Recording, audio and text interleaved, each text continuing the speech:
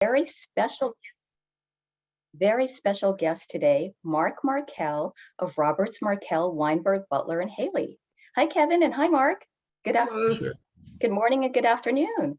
And I did want to mention that if anybody has any questions today, feel free to type them in the questions box. And at the end of the webinar, if we have time, we'll answer questions. And if we don't get to your question, don't worry. I'll be making note of them, and then we can call you or email you after the webinar to answer your questions. And we have a great group today from all over the country, from the East Coast, the West Coast, the North, and the South. And Kevin, can you talk a little bit about our goal today? What are we trying to accomplish? Sure, Sherry. Thanks a lot. And boy, thanks for doing these things for as many years as we've been doing. And nice to see you back again, Mark. You've been one of our annual guests that we always have in to update us on something that's going on out there, huh? Well, as soon as you let me have the pictures and the negatives, I can quit working with you on this. But well, you've been around for a long time, but officials are getting older, so you might not want them back. Yeah. I'm glad to do these with you, Kevin. They're a lot of fun. And my goal is to convey information, but not truly upset anybody with the conveyance. So you're going to have to help me temper that. Well, you always do a good job with this, but our goal, and it's interesting because right now, the number one question I get asked over and over again is why the D&O rates are going up. And that's, it is one of those times I say, well, let's do a webinar just on talking about it. And the reason I invited Mark, because Mark has not only the years of experience, but he's been handling condominium D&O claim probably as long as I have, and neither one of them will tell the truth how many years that has been, right, Mark? It's more than 3. How's that? That's true. All right. So listen, thanks a lot, Sherry, and we'll see you at the end with some Q&A. Okay, great. Have a great webinar. All right, thanks a lot. So getting back to it, Mark, is that, again, number one thing, when I talk about the D&O claims, this is my number one. And I know it offends you. And if it doesn't offend you, then, I don't know why it should. Because right now, my biggest concern is that there are way too many lawyers out there that are now targeting community associations. I mean, it just, we see it more and more. When I go on a freeway out in California, see signs, had this happened to you? Had this happened to you? And guess what? Yes, it has. So. I'm surprised we don't see more billboards for what has your condo done to you? You have rights. Call me, the condo sewer, SEWER. And I see this coming, but I don't disagree with you. I mean, everybody deserves to try to pursue the career they want to pursue. And not every lawyer is a bad guy, but the ones that are causing the rate increase for the D&O insurance, that is a unique group. As you've alluded, I've been doing this for a while. Mid-1980s is when the product actually came to light, and we started seeing why it was needed, because there were occasional lawsuits. Well, the occasional lawsuits have sprung up into an epidemic of lawsuits. And what also has happened that I see is that the odd outlier attorney who really didn't know how to spell condo or POA or HOA has become a specialist in suing POAs, HOAs, and condos. And they've not only become specialists in suing, I have seen specialists in specific types of lawsuits against the associations as well. For example, there is one gentleman that I come across all the time, and he is the short-term rental industry defendant. And oftentimes, he doesn't wait to be a defendant from an association suing. He's taken the position that he will bring a claim to have an association's documents declared that short-term rentals are permissible, although commercial uses are prohibited. And they do this for 2 reasons. One, they're needing to make money and that it's their career path. But also, at the end of the day, in most states, if you look at the law in terms of recovery, some say attorney fee recoveries occur on prevailing, and some say you have to assert a claim and prevail to return attorney's fees. So if you're the first one to file and don't wait to get sued, and the short-term industry is one of those ones which is kind of like a union, the Airbnb folks, and they'll push you to a lawyer that will help you along the way. this is going to be the case in a lot of these different areas. There's attorneys who believe in the constitutional protection. So if you have an issue where you believe you've been taken advantage of, there's attorneys that handle a ton of fair housing complaints. And so we have created an environment where amateur industry run by amateurs, coached by managers, who for the most part are very part-time to a community. And so the volunteers are making decisions which are not 100% right. And when they are right, and they're on the right side, the insurance companies, I'm going to toss this back to being an insurance problem. The insurance companies are paying money for settlements when they should be trying some of these cases where the facts and the law are on their side. They shouldn't be paying the $5,000, $10,000 nuisance value, because that will breed 20 more of those nuisance value cases. So yes, too many lawyers. Yes, too many lawyers are specialized, but also yes, too many insurance companies that are afraid to go the distance to prove to the attorneys on the other side that they're willing to do this, in which case it's not worth their while to pursue these small claims going forward. Now, it's interesting you're saying that, because it leads to the things that we've been talking about all along, is that we're talking about the increase in frequency. So you see a lot more of these small claims because insurance carriers are saying writing checks down instead of taking them to court.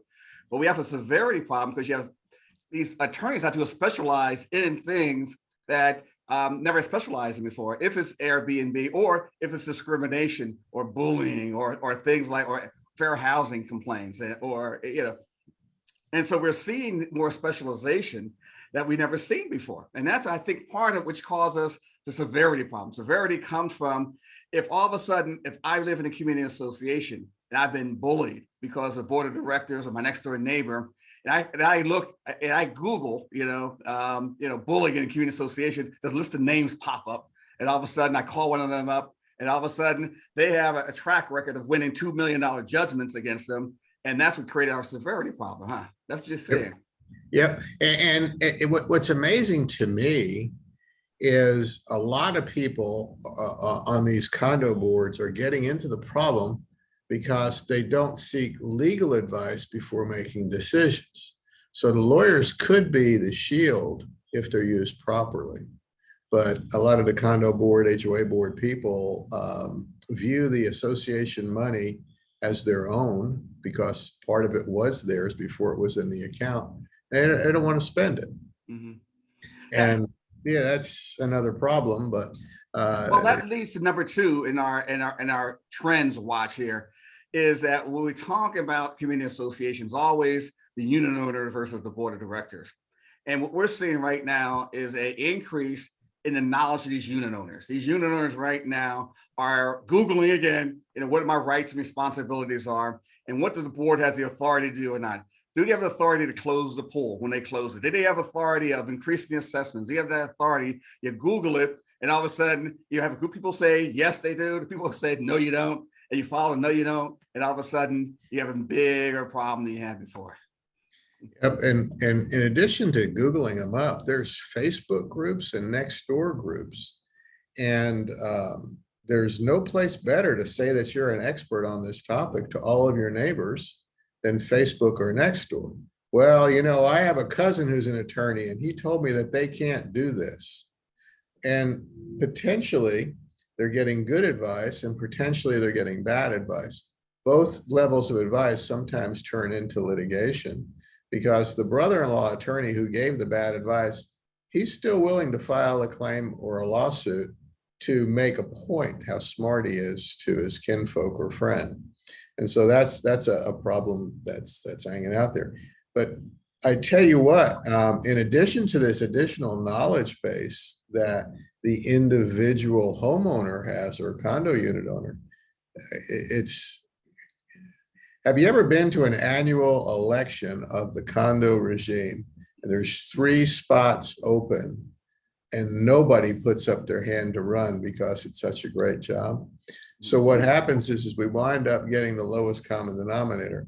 Come on, Kevin, you can do it. It's only 1 day a month, just for 2 hours. You can do it. And you go, well, what do I have to do? And they well, just come and sit in the seat and listen and help us make decisions.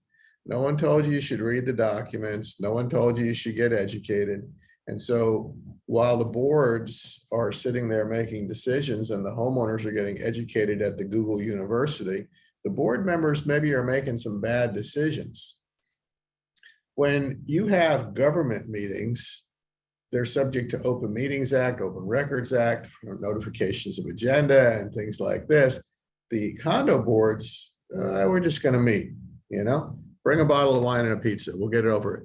And so they don't always make good decisions. And sometimes their bad decisions are from them not having the knowledge base. So maybe they need to go more to Google University or get attorneys to come in and assist them to bolster their knowledge before they make bad decisions, which allow the homeowners who know better to go out and find attorneys to pursue claims. All of that's a vicious cycle, which would, in my mind, lead toward more claims and more payments out from insurance, which probably would result in some more rate increases.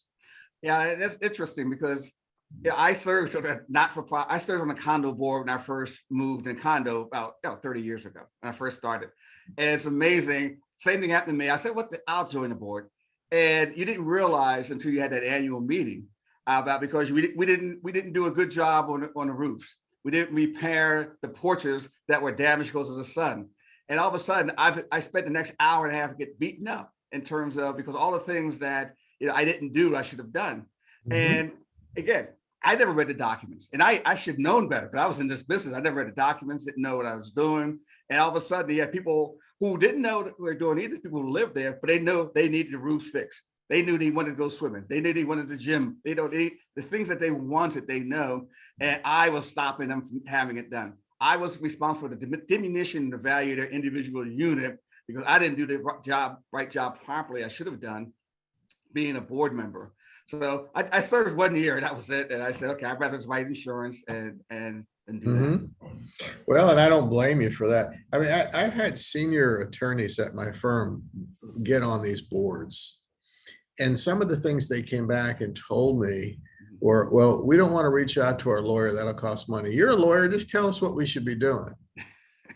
Yeah. Okay. Mm-hmm. And the answer is always, well, we're not a lawyer for the association, or we don't practice this type of law or something. But, for as long as we've been involved in defending claims, the one thing that always mystified me when we were preparing somebody for their deposition, and I take out the declaration and the bylaws and I put them on the table and I hand them the first one. I go, okay, are you familiar with this document? And they look at it and go, yep. I said, when was the first time you read it? And they go, last night. I wanted to be prepared for my deposition, not prepared for my job. Yeah. So. Yeah. Mm-hmm. Yeah. And it's getting worse. Again, it's getting worse because you're right. You can go to Facebook and you will always find somebody who's going to agree with you on a reason why you don't like what's happening out there. And if you find somebody who agree with you, you're always going to go after that board. And the board sometimes, again, you're right. You sit down, you have a bottle of wine, you relax, you talk about what's on Netflix. Then you do your meeting for about 10, 15 minutes. You pass the same budget you passed for the past 10 years, no increase in assessments, nothing, and life goes on. So, right. And the hottest topics, the most current things are where the buzz on the Google and the Nextdoor and all that is going to take place. And right now, I think associations are going to have problems related to the new regulation F, which is tied to collection laws. And for those who aren't familiar, if you want some intel, just write to me after this and I'll send you something. But the regulation F is going to cause problems, just like a couple of years back. The HUD folks came out and said that neighborhood associations and condos need to deal with this issue of hostility or hostile environment or bullying between owners if the association had any authority to do so. And most documents may or may not talk about it in specifics, but most documents are going to say you're not going to do anything which will create annoyance or a nuisance. And so there's a little bit of a tie out there for people to rely upon if they wanted to. And so now the associations are in the business of being negotiators, if you will, between owners.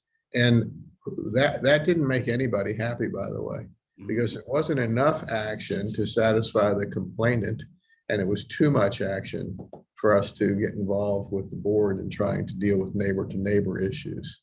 So I believe that these hot topics, as they spring up along the way, are going to be the next source, if you will, of large claims because of the fact that they have large dollar results potentially. Well, that leads to number 3. And I suspect we're going to see a lot of new things happening from post-COVID. COVID is kind of over. It may not be 100% over, but we have this new normal. And this is my new normal and I see, which creates a major, major problem for community associations. I'm sitting in my room, windows wide open, I have a door here, right? And I'm just enjoying, I have a backyard. However, if I live in a condo right now, I'm looking outside and I see the fact that that tree hasn't been trimmed in about over 6 months. I see a soda can that's been sitting there because the landscaper hasn't done his job right. I see a Black Lives Matter sign. I've been looking at it and it shouldn't be there since the last election, or a Trump for election sign that hasn't been removed since the election. And so now I'm upset.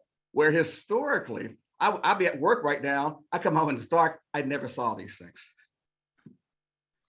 And you're not only looking at them, you're so mad you walk out your front door of your condo and you confront the landscaper.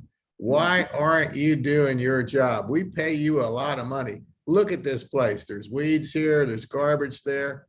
And then the landscaper calls the management company, who calls the board president. Everyone's all irritated. And it's true. It's because you are in an environment that you're not supposed to be in. And when you came home at 5, 6, 7 o'clock at night and went in the back door through the garage, you never noticed any of that. It was all there all that time.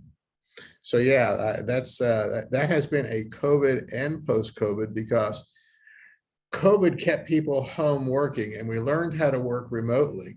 And now we don't want to go back to the office. So we have people pressuring some people to go back to an office, some people needing to be in an office, some people not, and some people having to go some days and not others. Well, the days that you're allowed to work from home, you're going to walk around, you're going to have a sandwich, take 5 minutes for lunch, go outside, and you're going to be upset about something before you get back. And so that's going to create a little bit more burden and a little bit more claim. The other thing we've seen is that people didn't want to meet in person as boards, as annual meetings or quarterly meetings of the membership. And so they started meeting via a virtual platform. I think we're on Zoom today or whatever is available to individuals. And believe it or not, there was higher participation because they didn't have to get in their car and go to a meeting. Well, that all worked out great until they had to start voting, and it wasn't clear whether their bylaws allowed for voting by the electronic means, other than by proxy or an absentee ballot. And electronic balloting is so much more secure than either of those two, but they have to fix their documents to do that.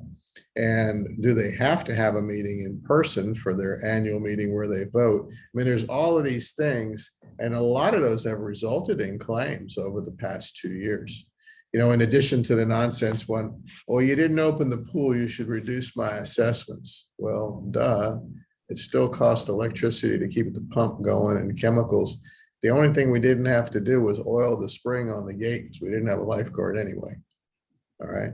Or if we had a lifeguard, maybe we saved a little money on the lifeguard, but when we opened the pool part-time, we were sanitizing the heck out of everything 5 times a day. And so we actually needed extra personnel. But those were cases that came COVID and now into post-COVID. I don't know if you've seen this yet. We're starting to see it. It hasn't developed in claims yet, but we're starting to see people mirroring the split of our country. The people who believe that the gym shouldn't even be open right now because it's a super spreader location. And it's the people that are thinking that if they believe that, they shouldn't have to go. Well, why should I pay for the facility if I don't think I have a health reason that I shouldn't go? I mean, there's just all this nonsense that's out there. And some of this is post-COVID mental related issues that people are fearful of potentially getting the disease. So they want us to continue our policy of no more than 3 people in the mail room or no more than 2 people in the gym. And, is the housekeeper going to go in and sanitize it, or are we going to have cameras to make sure everyone does their own wipe downs? This is going to be here for a while. And it goes back to, again, it's because we're home. If we weren't home all day long, I'm not going to, at 2 o'clock in the afternoon, I'm not going to go to the gym. I'm at work, and it really has created a big problem. And you're right about the 50-50, that no matter what decision the board makes, half the people are not going to like it, no matter what it is. No matter what the decision is, you have that half that will say, wait a minute, it's unreasonable. You don't have the right to do it. It's unenforceable. And the other group's going to like it. So that, again, it's post-COVID because we're home all the time. And one thing you've mentioned about the expenses, because you're home also, your electric bill's a little higher, your water bill's a little bit higher, all your expenses starting to increase more and more. And the board, instead of them budgeting correctly, they still going back to you and say, guess what, guys? Our assessments are the same as they were last year, 5 years in a row without an increase in assessments. Aren't we the lucky ones? No. You failed to plan for what's coming next, because if the homeowner had a higher electric bill and a higher this bill and a higher that bill, more than likely the association's going to have higher bills too. I don't believe their utility bill is lower per kilowatt hour, and I don't believe that the cost of labor for doing everything is any lower. And so the inflationary numbers are hitting everybody, and the failing to increase assessments to meet the current and future needs of the association puts you into potential positions where someone starts yelling Surfside to you. Yeah, which is number 4, Surfside collapse issues. This is going to be, again, Surfside collapse was 1 year ago, a little bit 1 year ago. And it's interesting. It's one of those things where it's an anomaly in terms of we panic, but because that one, if another one went down, it'd be a problem. But the after effect for me is now all of a sudden deferred maintenance is the number one issue that everybody's concerned about for myriad of different ways, because people want to take care of deferred issue, but they don't want to pay for deferred maintenance issues. I want the guy who's going to own it when it needs it and pay for it. I don't want to put the money in the Christmas club to where it's there for when you need it. And this is the whole fight of reserve studies. Who should fund them, or whether we should borrow the money when it's actually needed, or should you pay for the roof for the 20 years it's going to wear out and then have the money to buy a new roof? This is the constant argument. It's another split decision. And I find that the split's a little different. The split is old, young. The old people say, I'm going to be gone or dead. And the young people say, are we subsidizing the old people? Because we're going to get hit with that special assessment when they're no longer here. Or it's going to be the guy that just bought that unit, and 3 days later, he's going to get hit with a $25,000 assessment, whatever it's going to be. But what we're seeing further from the whole Surfside type issue is homeowners starting to ask more and more questions before purchasing in a stacked unit project, okay? And in addition to the homeowner purchaser asking the questions and the owner occupant asking the questions, we have Fannie Mae and Freddie Mac asking the questions. That probably is the highest risk of all, because who's filling out that form for Fannie Mae and Freddie Mac that the mortgage company is relying upon in granting a mortgage for the property? There's actually statements that are being made in the questionnaires which talk about, what maintenance is deferred on your property, and are there things structurally that need to be repaired? And can you imagine a board or a manager signing off saying, hey, our property is great, and we have a reserve account? And that's how they respond to everything. And then 2 years later, they figure out that they have a major structural problem and the building is not sustainable. They have to tear it down. So now we got a piece of dirt, and 100 people who had condominium unit no longer have a condominium unit. Their condominium share is a piece of the dirt, less the cost of the demolition. And because your property was damaged and taken down because of a structural issue, it's not a property policy going to pay you for that. It wasn't a casualty loss. And so these are things that all of which I believe are going to bring some more claims along the way. And people are going to be going, well, why didn't the board address the roof issue 5 years ago before all of these units got damaged and had claims? And I know that's not necessarily a D&O issue, but it's a decision of the board which relates to the actual structure of the building itself, problems that will arise on a regular basis, I believe, going forward. We've seen important. It's important thing you're saying there about the insurance piece of it, because we're running into now these balconies that people are repairing. This need cosmetic repair. And then all of a sudden, because of what happened last year, they go a little bit deeper and say, guess what? There's some structural damage here. Now you need to really get some work done. Okay. And now all of a sudden you have this fear and anxiety there, because once that starts happening, we hear all through California, where we're hearing all these structural problems on these balconies, which mean people may have to move out, they don't have to move out, which created all this intensity. And the problem from an insurance point of view is that the D&O property damage, the GL said, well, what's the occurrence date? When you have deferred maintenance over a number of years, there's no true occurrence. So deferred maintenance is a bigger problem, because insurance really it may not apply. It's hard to get that insurance. Now, somebody smart like you, Mark, you'll find some insurance coverage somewhere, but if you have deferred maintenance issues there, that's really not insurable. It's not a maintenance contract. Insurance is not a maintenance contract. And people all point to the Surfside and say, well, every carrier paid everything. Yeah. Did they have to? Probably not. One of them. Not Probably one of them. not. Yeah, but they did. Yeah. And it would have been tied up for years, and that trial would have been a zoo with all the people who had losses. And the end of the day number is astronomical for the resolution of the claim when adding up all of the policies that put into the pot. And so I've been curious to see how they are going to figure out a method of distribution to decide who's getting what, other than the value of units is easy. You can figure out what the value of unit is, but the value of life and one life versus another. And I pity the judge who has to actually help with the apportionment. Yeah. And that's probably the biggest problem for us from an insurance point of view is we didn't prepare for lose 100 lives.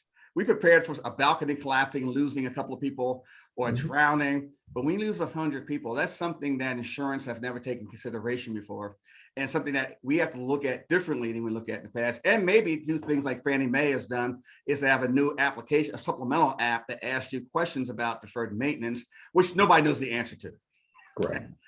Well, but if they had periodic engineering inspections, not even if it's just visual, very many of these structures do not get the engineering studies.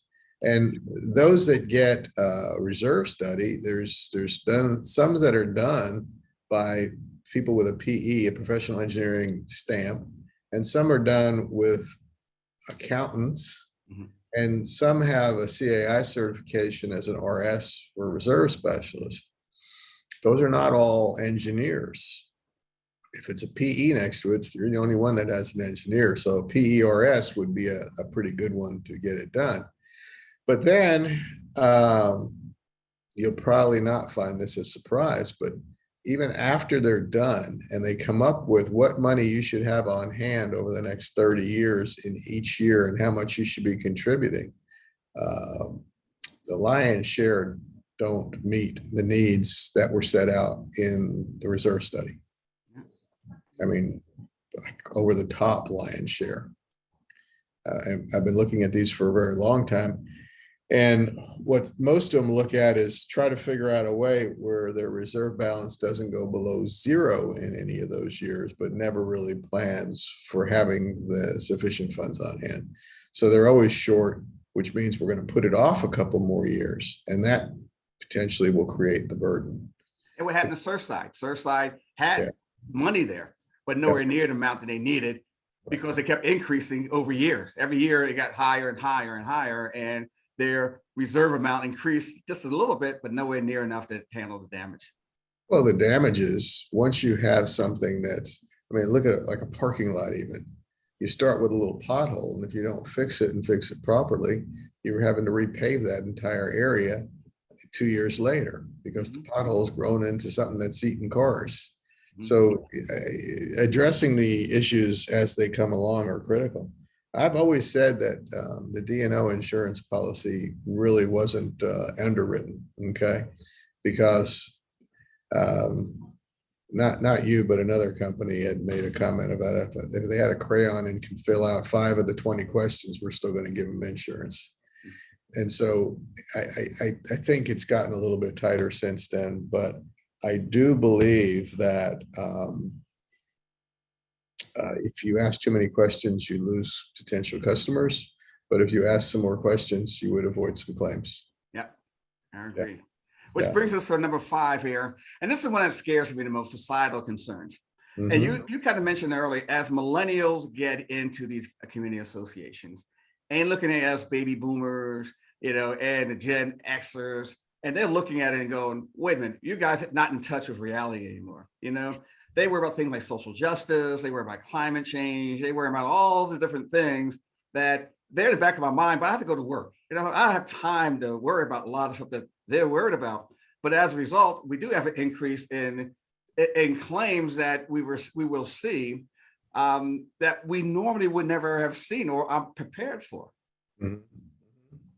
Yeah, and what we talked a little bit before about the harassment and the bullying, and that also falls into here. But how many of those Gen Zs and Ys, how many of them are willing to volunteer to serve on the board? Yeah, I haven't seen too many. Have you? No. All right, but they want to stand back and say to the people that are volunteering their time, the ones that really don't know what they're doing, but at least putting in the hours, say to them, hey, what are you doing? Why don't you change out all the lights here to be LEDs? You know how much money we could save? And well, maybe, but do you know how much money we have to pay to be able to save? And what's the ROI? Well, it's not important. It's the right thing to do. You should just be doing this, And why don't we have 15 recycle containers to where we can sort this a little further? And I think there's a whole lot of that potential.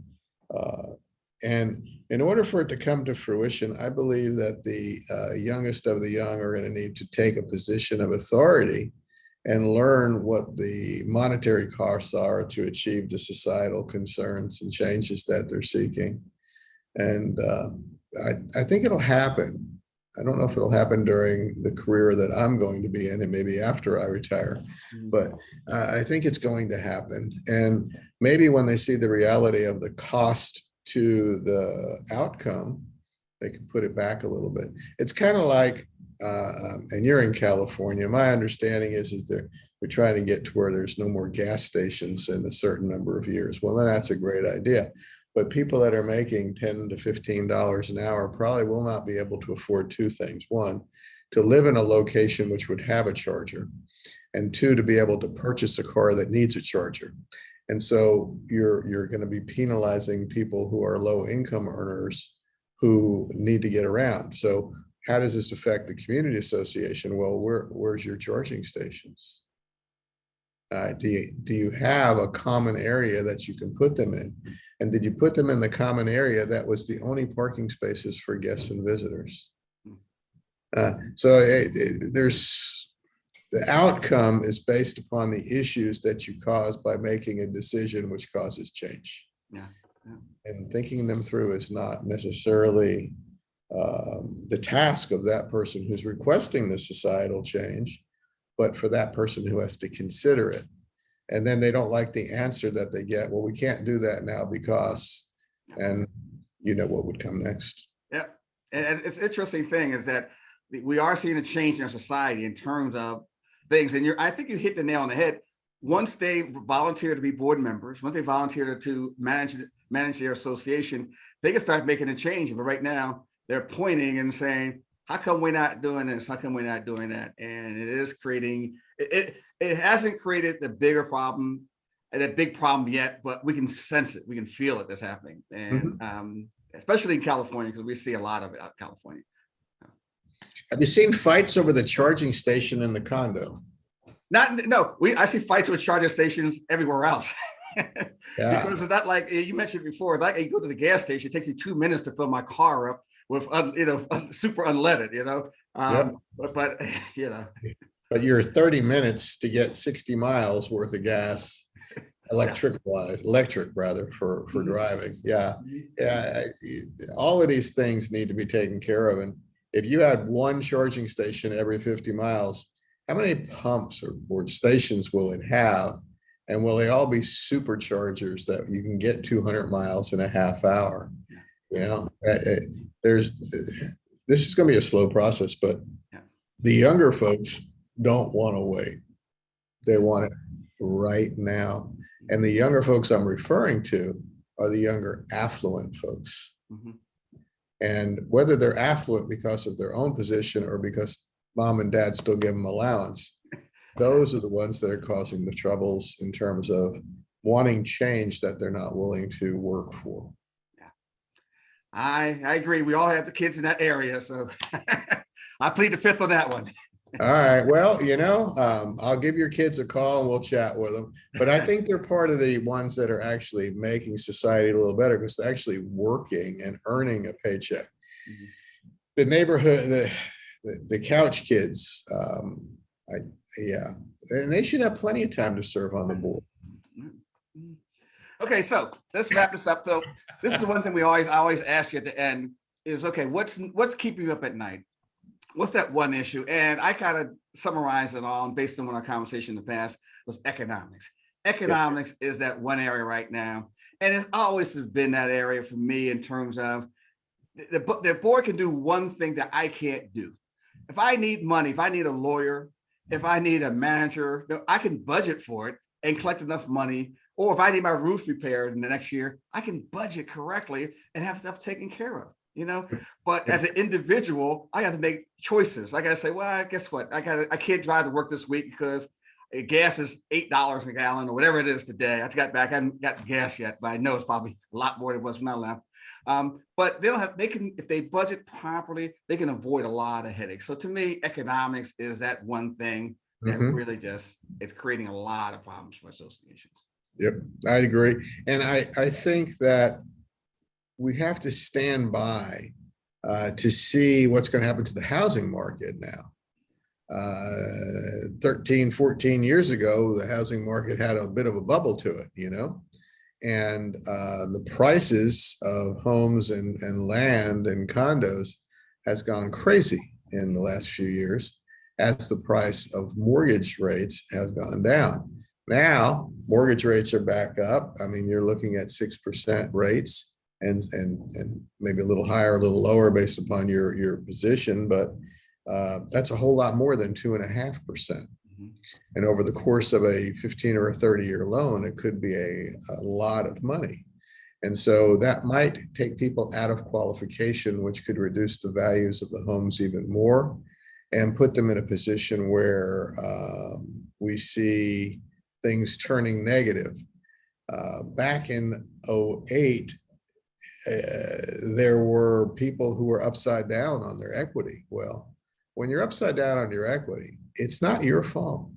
It's the association's fault because they didn't do enough to maintain and enhance the property values. It must have been bad decisions on the board. And so I'm going to figure this out and file a claim. Okay. And well, they didn't maintain the place. They didn't keep up this. They hired incompetent management staff, whatever it is. And it may not be anything, but it's going to be a claim. Well, diminution in value of units has been a huge problem over the years. Whenever the market goes down, diminution of value of my unit has been a huge number of reasons why there's been a lot of claims. Now, you never get to a certain, well, no. Then all of a sudden, when it gets high, what happens is that people start changing their, building things and they're expanding without proper authority. So the economic for us has always been a problem. Either they do too much when they have too much money, or they don't do enough when they don't have enough money. So yeah, when their units keep increasing in value and they're pissed at their association, they can just sell and move down the road. They've already made a profit. Yeah. But when they can't sell and make a profit, you're number 2 target. Yeah. Yep. Okay. So that's it. That's the issue that gets me there. And I think if you watch the pundits, you'll see that they're all over the board. Soft recession, no recession, big recession, got to stop inflation even if it causes a recession. And an official recession will be in the newspaper probably tomorrow or not, whenever they calculate through June 30th. Second quarter would be a second quarter of shrink. And if that happens, then you're officially in a recession, which will cause just the mere pointing out that it's official will cause everything to go down a little bit further and taking a little bit longer for it to recover. So a week from now, we may be all feel a lot worse than we do right now, huh? Is that what you're saying? Pretty much. I suggest sleep, meditation. Insurance is a great business though, you know? And so everyone on the call, everyone on this Zoom call is in the insurance industry. And all they need to do is make sure that everybody, all their customers are happy all the time, and explain to them that it's not you that's creating the increase in cost. It's the global industry and the global world and all of the problems that keep everybody up at night. All right, that's good. We got one more piece of thing. We'd love to put up our risk management hotline. And so if you ever run into any issues, there's a hotline we have. As long as you have a policy, you have a policy, give it to your associations. And let's bring Sherry back, see if we got any questions out there. Sherry, you around? Yes, I am. Hi. Hi, Kevin and Mark. Great webinar. Very, very interesting. A lot of valuable information shared today. And we have our risk management hotline up on the screen. This is a free 1 hour of advice from an attorney discussing if you have any claim questions, you think something might be a claim, you're concerned that something's going to turn into a claim, that kind of a thing. You can call this phone number up on the screen, which is 855-548-8656. And it's a fabulous resource to share with your customers. So if anybody would like a copy of today's presentation, the PowerPoint, I'm happy to email it to you. My email is sherry.branson@amwins.com, sherry.branson@amwins.com. Feel free to email me. And I also record all of the webinars and put them on our website, which is kdisonline.com. And we also put them on our YouTube channel as well. So Kevin and Mark, we did get a few questions that have come in. If anybody thinks of any additional questions, feel free to type them in now. Let's see, we have a question here from Daniel Davis. Daniel would like to know, he says, does D&O policy language, case law, or the Davis-Sterling Act allow the D&O policy to stop providing legal defense coverage for a person, a rogue board member who actively acts against the best interest of the association? Oh, boy. All right. I assume the question is the fact that how can we stop giving insurance coverage to somebody who they shouldn't have coverage for? And the world doesn't operate that way. So we defend the board members. We can't pick and choose what board members we can defend and which ones we can't defend. We have to defend them all, unless they did something that was blatant, something that's willful. You want to add anything to that one, Mark? No, as long as their action results from their negligence, I think that you're on the hook for it. The indemnity statutes by state, and I'm not familiar with Davis-Sterling as to what it says, but it says in particular what you can and you cannot indemnify for. And you really can't indemnify for illegal acts or potentially other types of acts that raise to the point of gross negligence.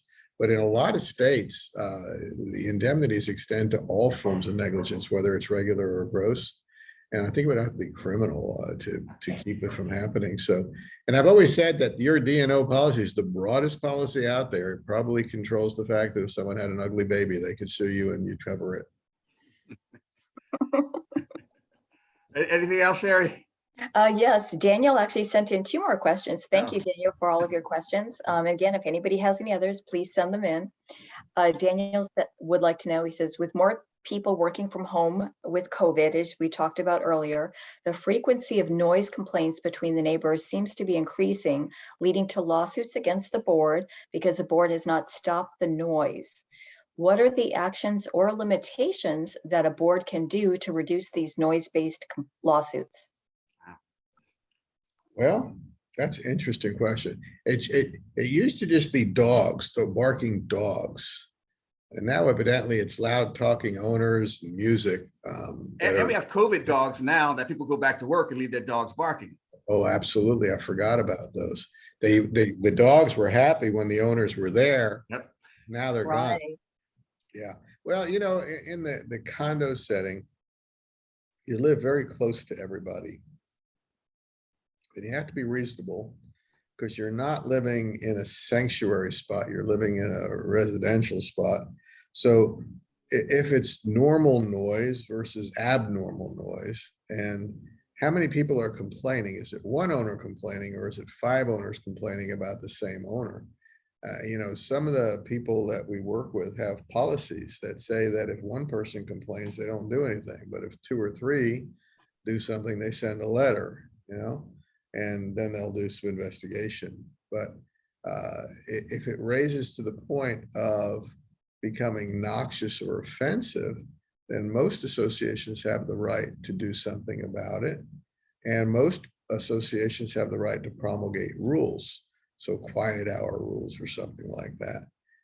But you have to make sure that their governing documents allow for that to occur. But when they come in as a complaint and the board hasn't done anything, the question becomes, what are the damages? You just want the thing to stop. What are the damages? Well, mental anguish. Well, you don't get mental anguish in most states unless you have some form of physical sequela. So it's gastrointestinal followed by mental anguish. And then the GL would get involved more than the DNO. But the DNO is just, did the board not do what it had the right to do to stop it? And then there's probably no damages other than the attorney's fees to bring that claim. Perfect. That's it. Okay, great. Thank you, Mark. And Daniel has one more question. He would like to know, after the Surfside collapse, are D&O carriers looking hard at the percentage of funded reserves in determining if the carrier will buy new coverage or continue to provide coverage? Okay, that's probably it's a great question because we're trying to figure it out ourselves. Right now, every insurance carrier out there is trying to figure out, oh, what do we do about this potential billing coming down? And the number one answer is going to be the application. We have to come up with more questions in the application to make sure that they understand that they have to have a reserve study and they have to actually get money for the reserve and they have to spend the money. You know, we have a lot of associations out there who collect reserves and just let it sit in the bank. And if roof starts to leak and you have roof issues, and Mark mentioned before, all of a sudden, next thing you know, you have a pothole. Instead of fixing it, you wait, and now all of a sudden you have damaged cars. So there's certain things you have to learn to do, and it goes back to one thing that Mark mentioned earlier is education.